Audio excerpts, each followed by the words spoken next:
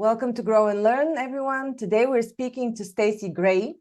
She's the founder and managing director of Organize to Scale, a company that helps entrepreneurs go past the hassle, go past the trouble, but the trauma as well of running their businesses. We're going to hear more about the processes she implements or helps entrepreneurs implement. And I'm also particularly interested in this because going through her website, Organize to Scale, I recognized myself in so many of the aspects that need improvement as a business owner. So I'm very grateful to be speaking today to Staci Gray. Welcome, Staci. Thank you so much for having me. And yes, you're probably not alone. A lot of people, when they read the stories on the website, say, that's me. I built a business to create freedom and now I'm trapped in it. now the business is running me rather than the other way around. Yes. Let's start by introducing you first. How did you start doing this business? What is your personal interest in improving processes? So this particular business I started when my mother was diagnosed with stage 4 cancer. So I had been building businesses since I was 16 years old. I graduated high school and started working for a company that taught people how to invest in real estate. And I was answering phones and taking orders and all of that. And then I went on and built some companies, did some things, invested in real estate. And then my mother was diagnosed with stage 4 cancer in 2015. And we had several family businesses, and my father was very much trapped in the business. He was working 16 hours a day, 7 days a week. And then when my mom got cancer, he really didn't want to have all of his time and energy going towards the business. He wanted to have more time freedom to spend with her. And so he called me and asked me if I would come take over running all of the businesses. And at that time, I think we had 7. And I said, sure, but I want time with my mom too, because she was only 55 at the time.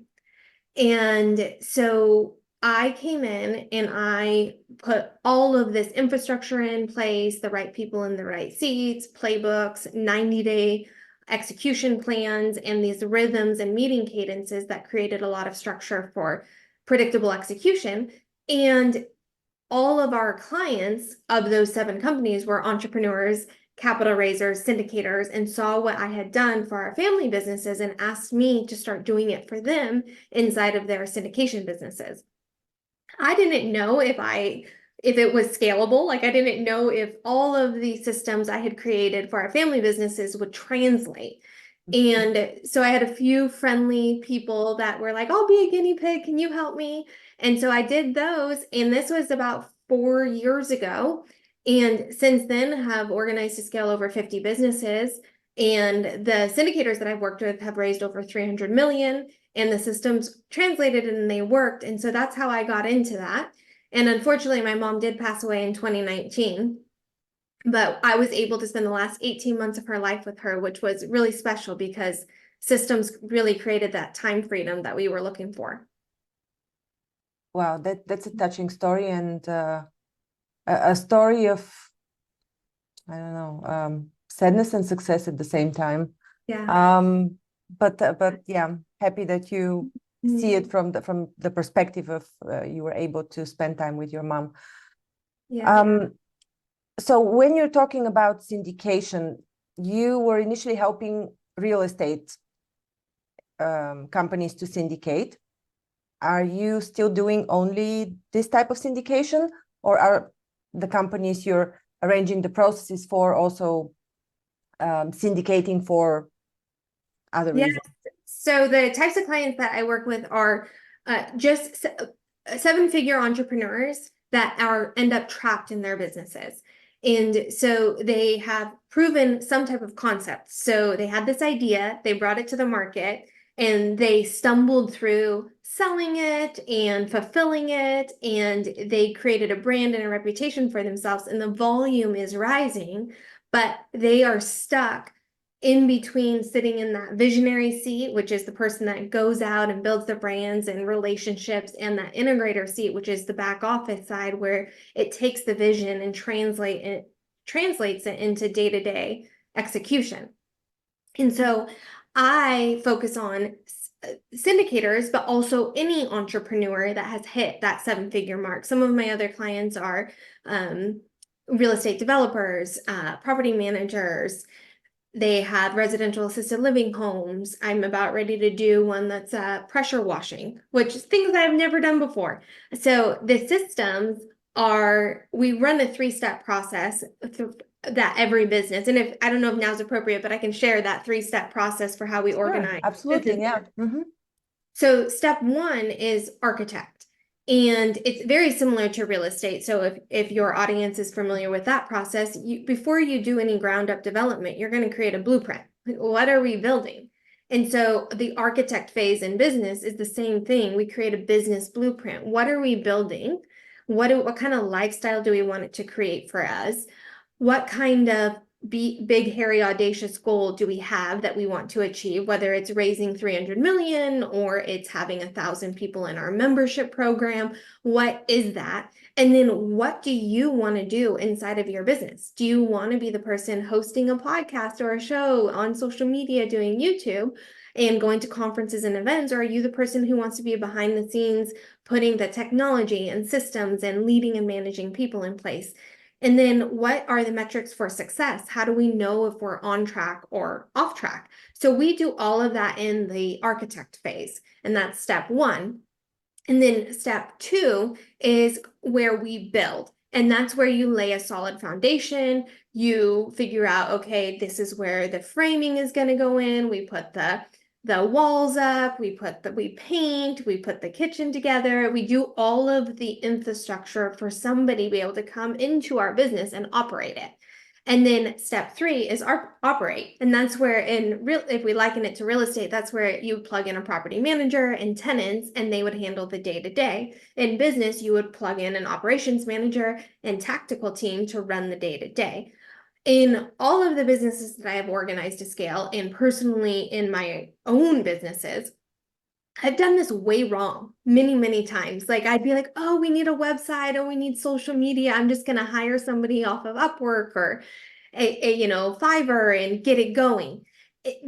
There are people who are really good at operating. They like doing the nitty-gritty day-to-day. And then there are people who are better at big picture and architecting and are terrible at the day-to-day. So getting the right people in the right seats and pulling in the resources that you need when you need them based on your blueprint is really critical for the longevity of success for the business and for your enjoyment factor of the business.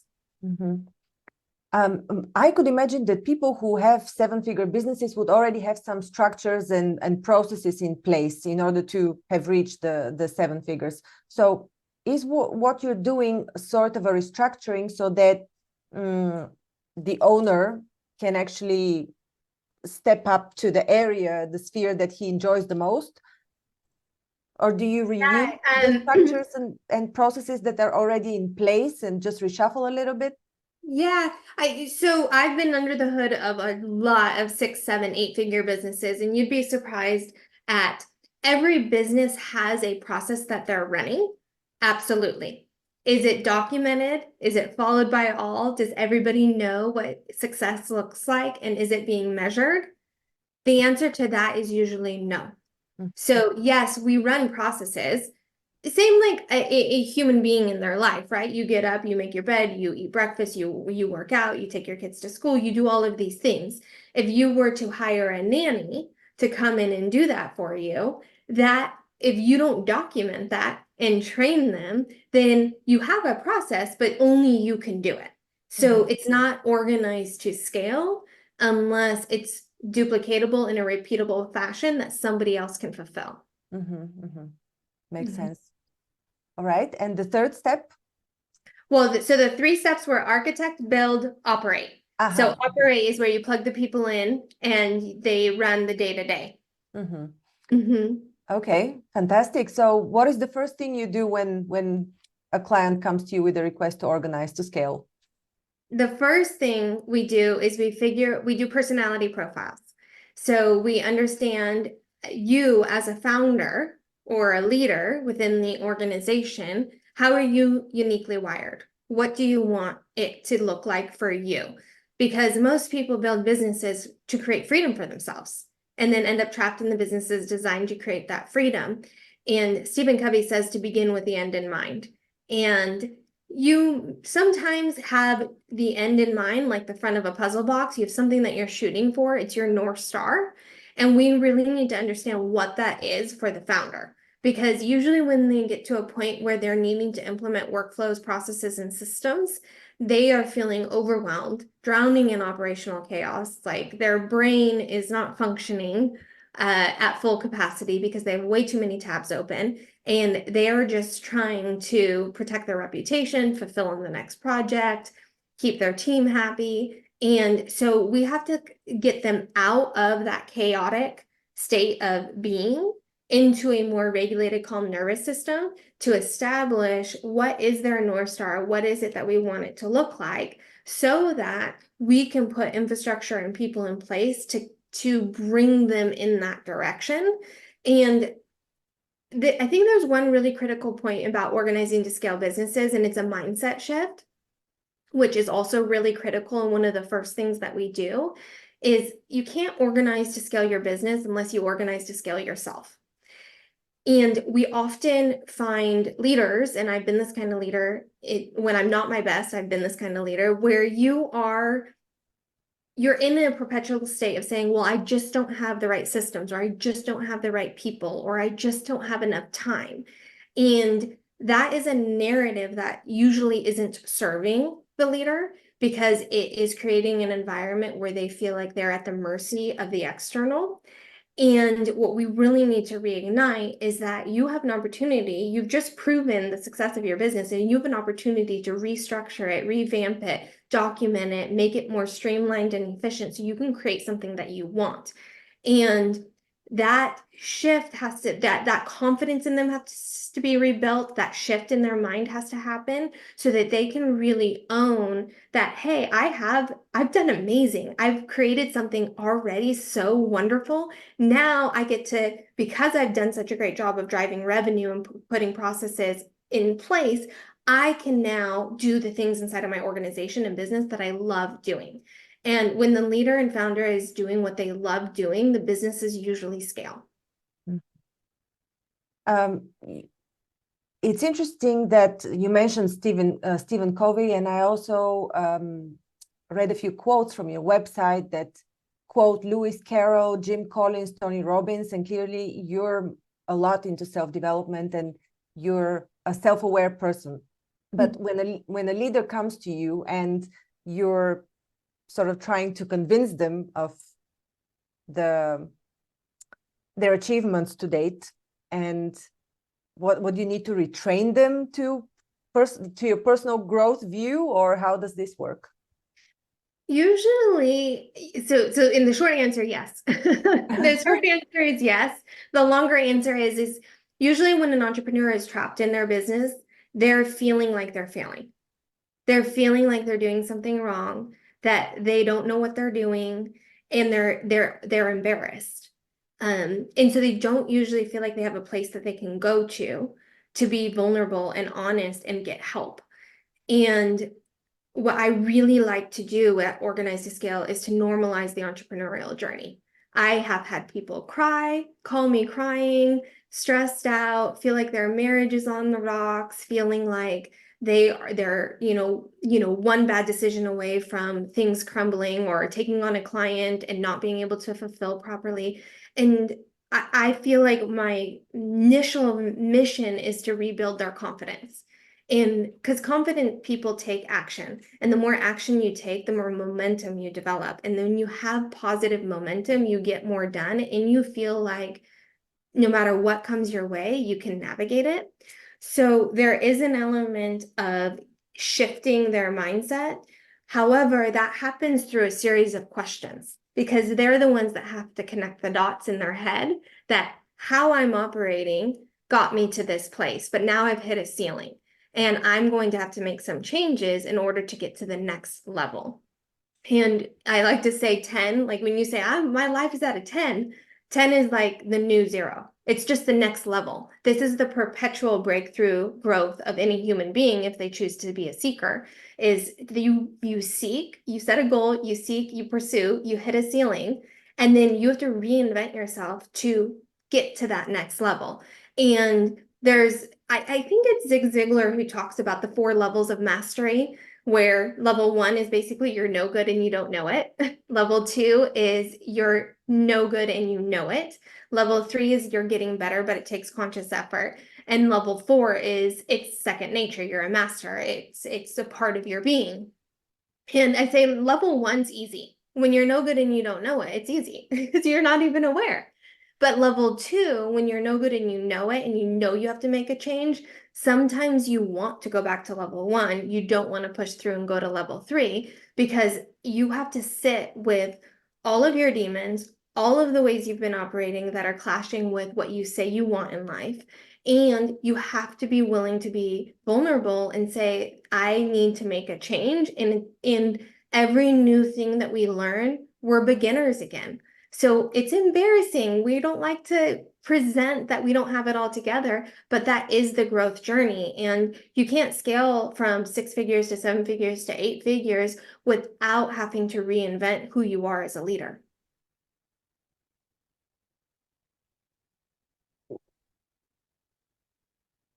I have 2 questions in mind now. I'm just wondering which road to take. Let's take the road of personal development. First of all, who you mentioned already a few authors that have influenced you, but do you have a personal mentor that you go to regularly? I have tons of mentors, coaches, all of that. Yes. I grew up going to Jim Rohn. So my first ever personal development conference was Jim Rohn in 2004. So that was 20 years ago. And he really introduced me to Brian Tracy and Zig Ziglar and Tony Robbins and that whole world of personal development. And since then, I think I have evolved in different ways. I really enjoy Brene Brown, which is more of a soulful spiritual path with data. And I enjoy that. So I think at different seasons of my life, different thought leaders have resonated with me based on whatever ceiling I'm hitting. And I tend to be the type of person that when I experience some friction in the way my life is going or the choices I'm making or in my business, I use that as an alert system for me to dive deep on a specific topic to learn and then integrate those learnings into my life in some applicable way. And so right now I'm actually reading a book about the ruthless elimination of hurry and how to be a better leader, we have to hurry less. Mm-hmm. Mm-hmm. I see. And so it seems that you're a confidante to your clients as well. How do you apply the scaling aspect, the organizing to scale to your own business when you actually have to personally consult your clients? Do you have another team that does this, other people in your team that do the same? Yes. So we have, are you trying to figure out how my business is structured?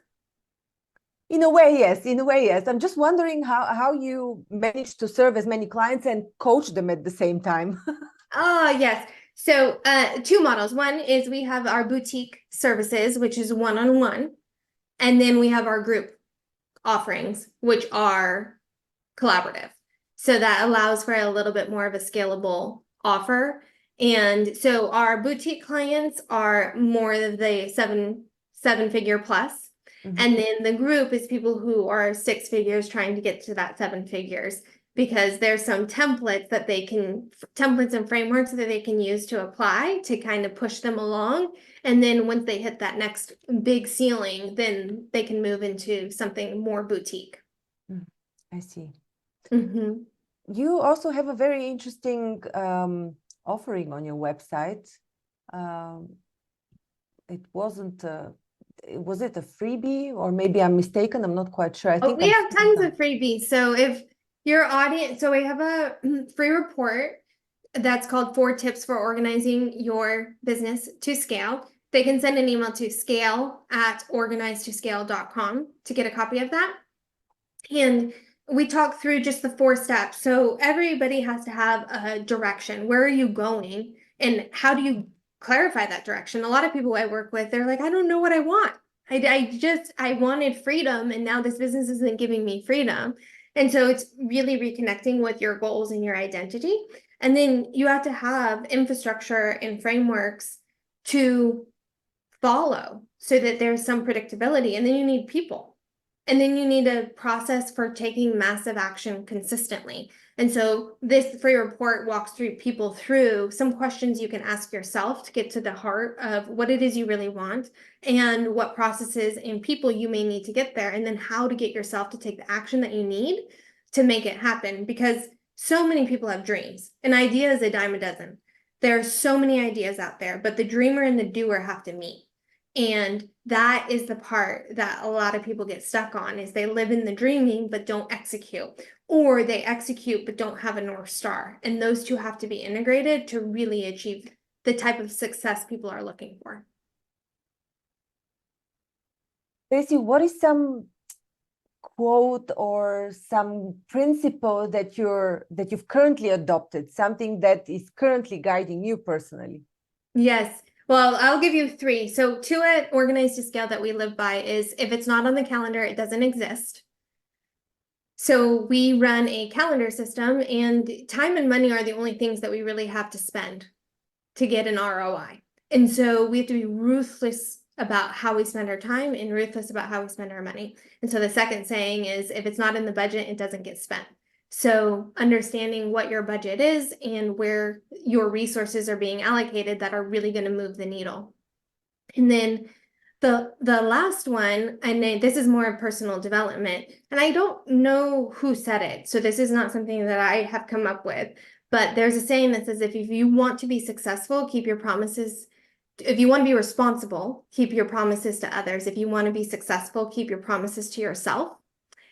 And that second part has been so impactful to me personally and to the people that I surround myself with, because we can be really good about following through on commitments to others.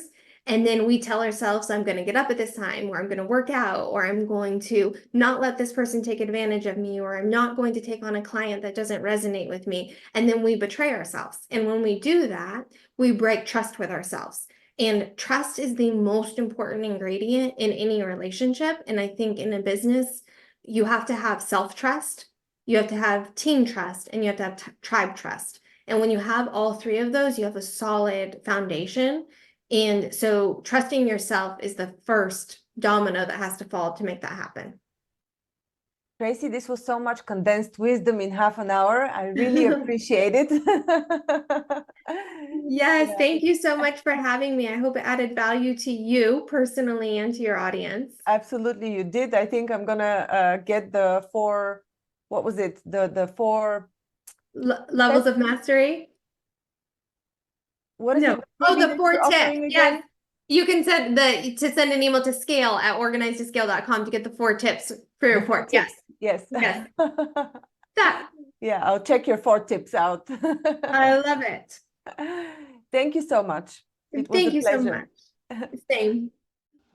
Are you struggling to make the right decisions for your business? Do you find yourself constantly changing strategies without seeing any significant impact? Join my free 60-minute session designed to unleash your genius and empower you to make brilliant decisions. Here's what you can expect to learn from the Genius Decision Making class. Activate both your logical and creative minds simultaneously to solve problems effortlessly. How to identify prime strategies for growth and profitability using your genius mind. Collaboratively construct profitable business models and strategies. Don't miss the opportunity to elevate your decision-making skills and drive growth in your business. Sign up on the link below or go to business-intuition.com for more information. Thank you for listening to Grow and Learn. We hope that you found our podcast informative, engaging, and inspiring.